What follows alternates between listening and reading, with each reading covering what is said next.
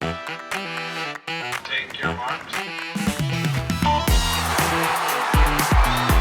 Listen to the crowd. This is a remarkable performance. A world record, Medley. Have you ever seen anything like it? He can't believe it, but it just happened.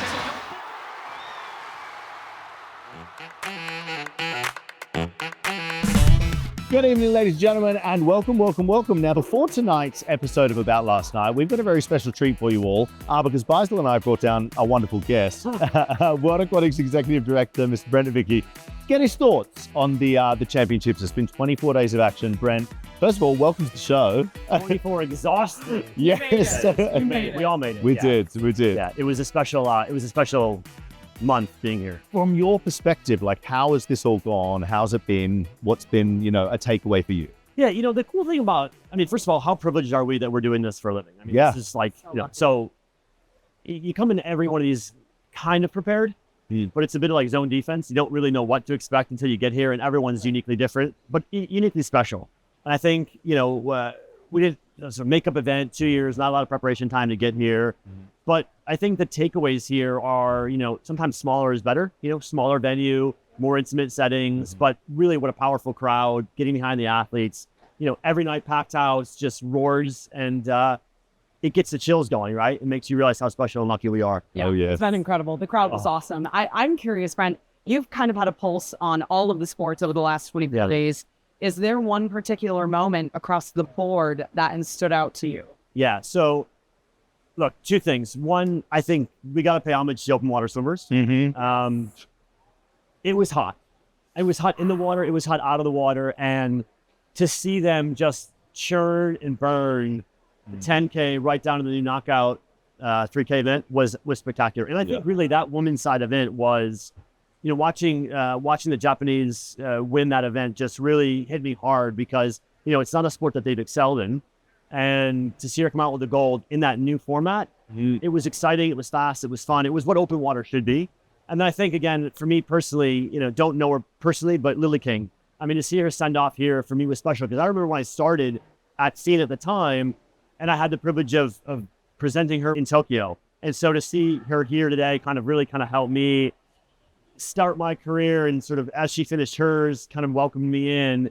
And it was special to see her for final stage tonight. So that was really cool and special for me. We're seeing, you at World Aquatics are making these changes, bringing in new formats, spicing up the sport. We've now got 50s in LA. These things are all happening, these changes. Yeah. How important is that for moving our sport forward? There's no question about it. Amateur sport in itself is in a very perilous state. There's so much pressure and so much demand on the Olympic movement, on these sports. And if you don't evolve, you die. This is just plain simple. We're very fortunate that we sit atop the heap of the medals in the Olympic Games. We're number one, right? Let's just say that the way it is. But it's not a given. And I think that as sport evolves and moves, we have to go with it. Like if we're just going to sit on that top, everyone's going for us, right? So we got to keep training. We got to keep putting the time in. We got to keep thinking creatively. For everybody watching at home, this is what makes it happen, right? Just the fact that you guys put so much energy in what we do and change and try to bring our viewers into the sport is how we have to keep moving this thing forward. New formats in the events, the 50s are going to be rock star. When LA was announced and we went to SoFi for the very first time, it dawned on me that this is really kind of the point in the history of swimming where we're kind of moving towards entertainment as opposed to sport, right?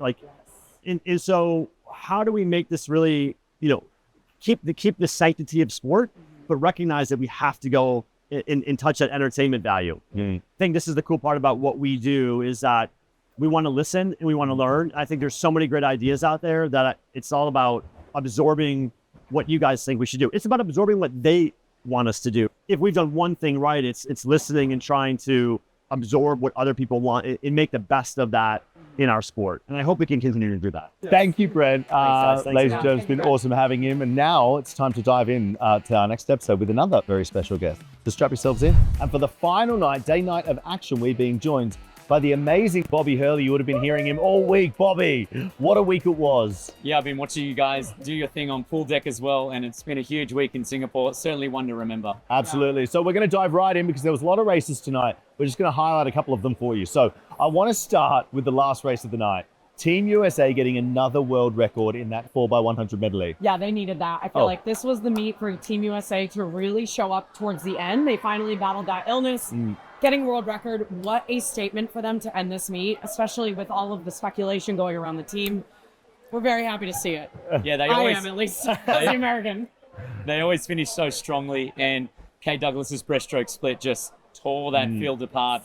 The gold medal wasn't in question at any point, and such a strong team, but they've got so many world record holders there. But Douglas's 104.2 just really sealed the deal. Crazy. And I even asked Tori about that afterwards. I was like, you went in like that anchor leg, knowing that you were just under that world record. That's got to be a lot of pressure, like for knowing that it's all coming down to you. Yeah, she always looks like she's really focused or anxious, Tori Husk.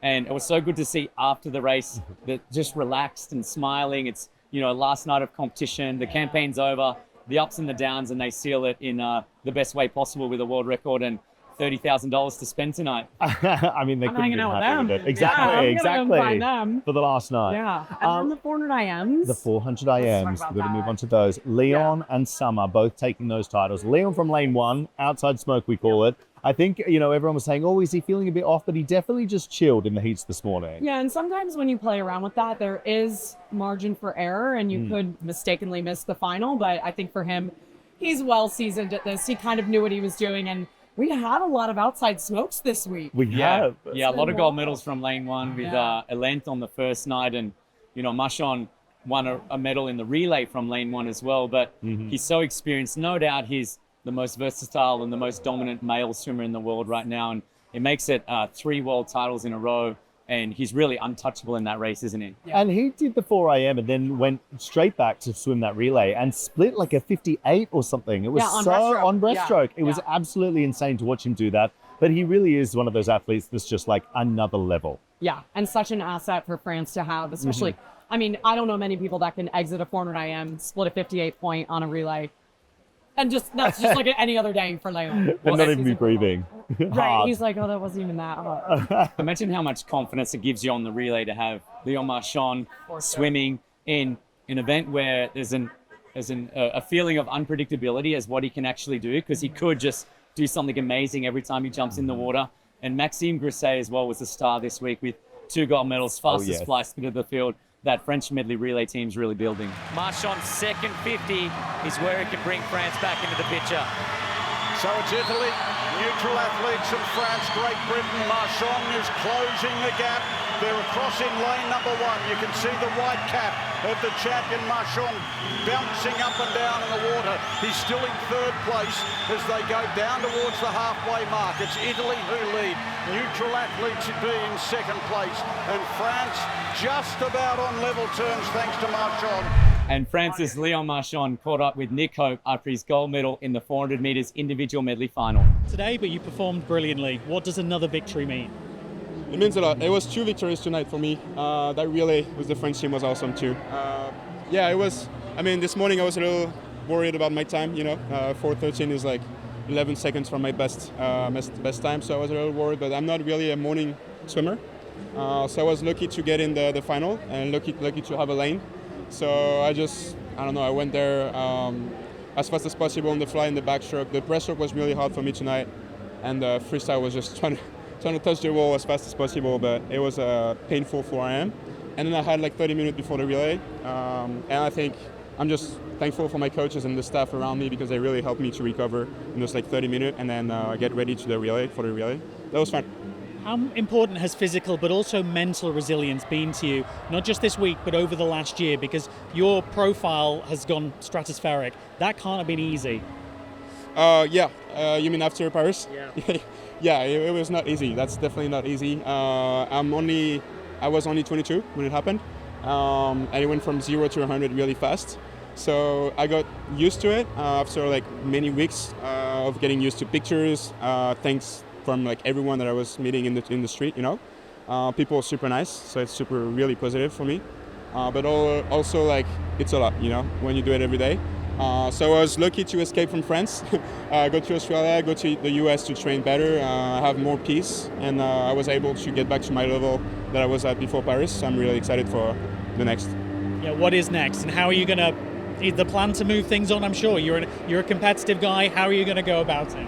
Yeah, so I think I was really focusing on my power this year. I did more weightlifting than usual. I didn't have that much training, maybe, I would say, and that's why the 2 AM was really good and the 4 AM wasn't as good as I expected. But so I'm going to go back to that endurance training with Bob end of August, and I will prepare Europeans, which are next year in, I think, beginning of August. So that'll be really fun. It's in Paris too, so we'll be back.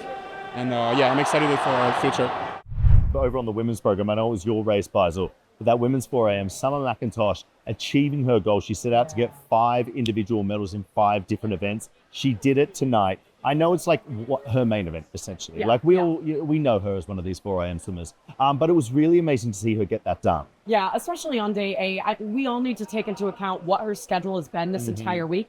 She has swum one of the most grueling lineups that I have ever seen, and to be able to do it 4 out of 5 gold medals, and then it's almost cruel for the 400 IM to be on the final night because already on its own, it's such a difficult event. But for her 425 point, she's been that a few times.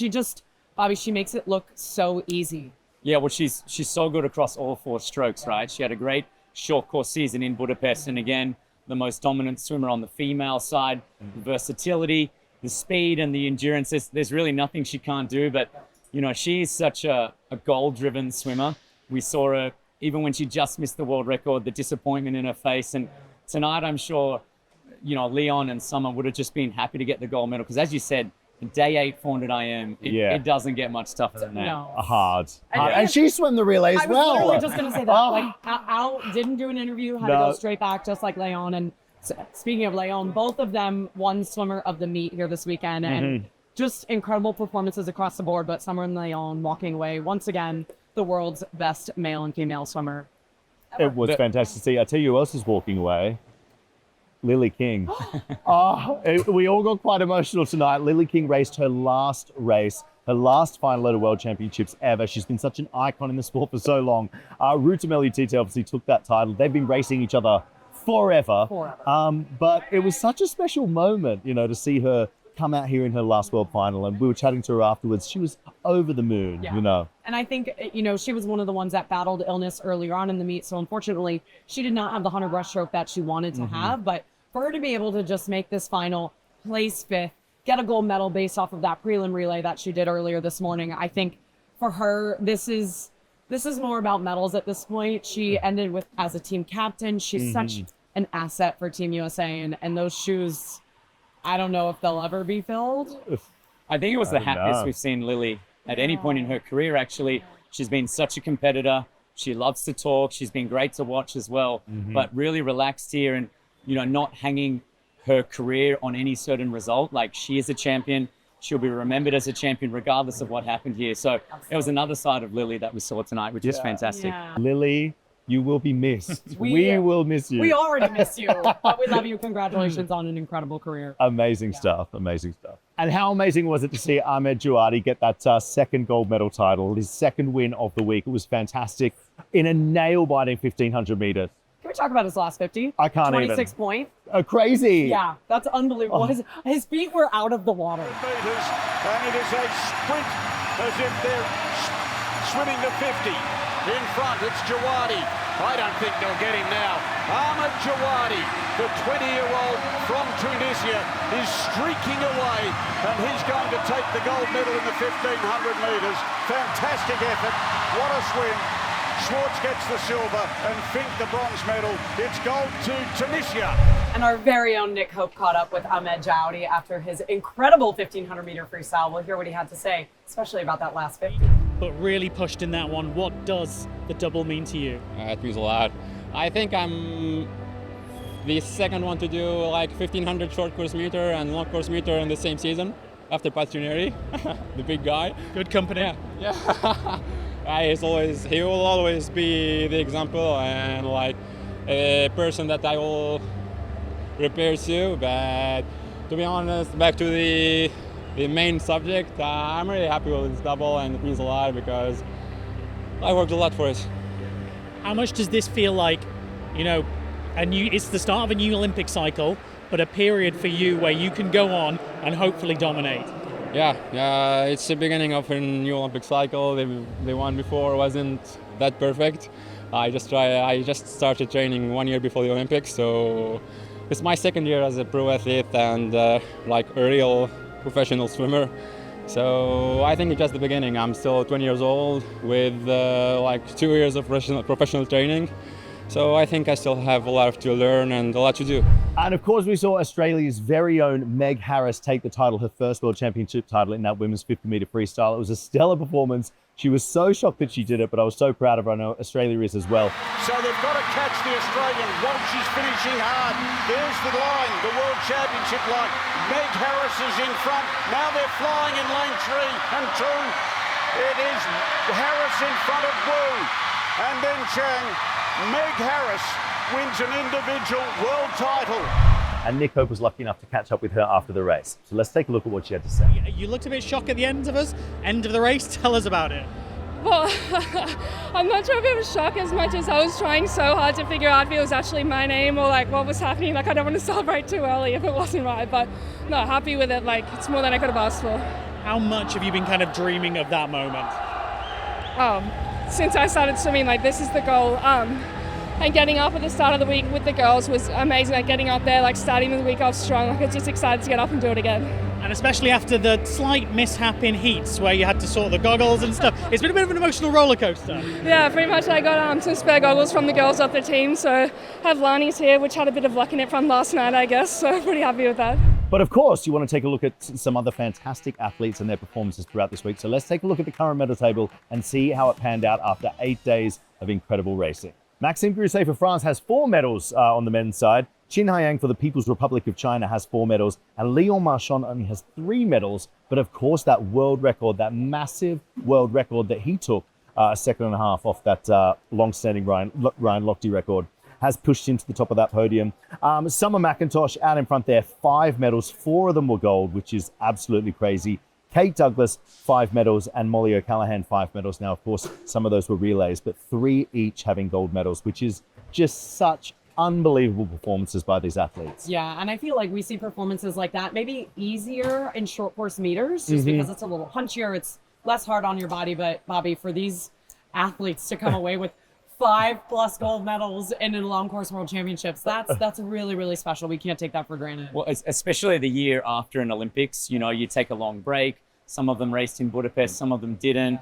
There's coaching changes. It's not guaranteed to come to the World Championships and perform like this. So they would all be really happy with their swims this week. Yeah, and I think it's interesting to mention that because they all didn't have huge expectations. Summer aside, right? She had high expectations of what she was going to do, but I think a lot of them were coming in. They've done the preparation, but just kind of going to see how it goes. I mean, even Leon coming in, he was like, I haven't really been training seriously, or at least not the fall, heading into winter. But I do agree. I think people were like, we'll just see how it goes. And my goodness, this entire meet has exceeded all of my expectations. And I'm sure theirs as well, which is really, that's exciting. I'm excited to see Leon and Summer train together with Bob Bowman. I know. So many similarities to Phelps in terms of how goal-driven they are. They contain their emotions after those big performances. They swim the same events. Yes. And now they're training with Bob in Texas, going into an LA Olympic Games. 2 non-Americans training there. They are the best swimmers in the world, and they're only going to get better through to LA 2028. I think this is going to be a really exciting Olympic cycle, guys. I think so I think this squad's going to be awesome. Yes. Awesome. And, I'm looking over the next couple of years. We haven't really touched on this, but those 50s going in as well. What are we going to see there? Are we going to see big drops there as people start focusing on those events? They're not just here, but taking them to the Olympics. Already certainly on the men's side, the depth to make those finals in the 50 fly back and breast took a real step forward. The medalists went quicker as well. They're approaching the world records, but a lot more people are going to take those 50s more serious. So it's going to get a lot faster. Oof. Yeah. Strap yourselves in. It's going to be a great one. I want to say thank you guys for joining us for this entire 8 days of action. It has been an incredible World Championships. I know from Beisel, myself and Bobby, it's been great having you along for the ride. So thank you once again. Don't forget to like, subscribe, give us a follow across all of our social medias at World Aquatics. We would love to have you. And from all of us, we'll see you at the next one.